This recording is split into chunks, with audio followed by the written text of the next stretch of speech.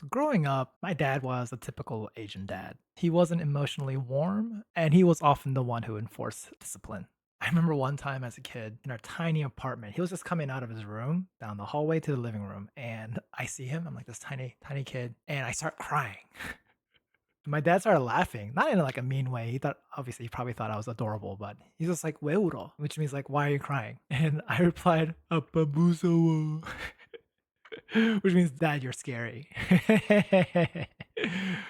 My dad was a pastor at a small Korean immigrant church in the 90s, and he poured out his life for this congregation. And so he was extremely tired whenever he came home. As a kid, you don't really understand why your parents are tired, but you do understand when they're in a mood, when they're irritable. And so I grew to be very hyper vigilant watching his mood because my brother and I, when we would get into these small fights and being annoying, whatever, if we were fighting in front of my dad, he would get upset. He would get angry. He would scold us. And it was scary. I remember sitting for dinner, we would eat together and we would basically eat in silence as my dad is watching TV. Because if we like were annoying, then he would get angry. And this hypervigilance is a pretty big indicator of an anxious attachment where we tend to read into things because it may signal danger. And so, an example that shows up in my life is texting. I'm not a big fan of texting because I can't hear tone, I can't read body language. Sarcasm isn't always clear. And so, if we're having an argument over text or anything like that, having serious conversations, I feel super anxious. I much prefer a phone call. Even when I used to use dating apps and meet with people, texting was not my preferred medium. I would much rather have a phone call. Another thing I hate about texting is when someone leaves me on read.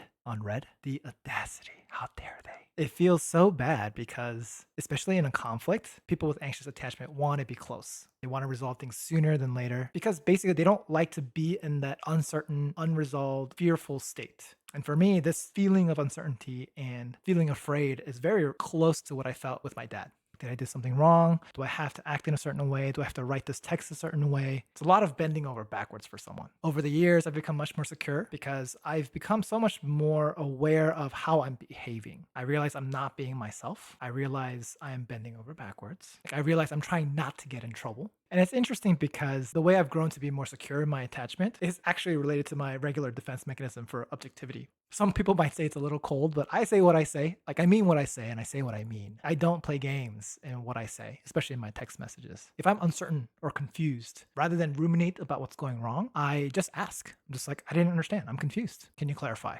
If you relate with anxious attachment and are looking for support, feel free to reach out. You're definitely not alone.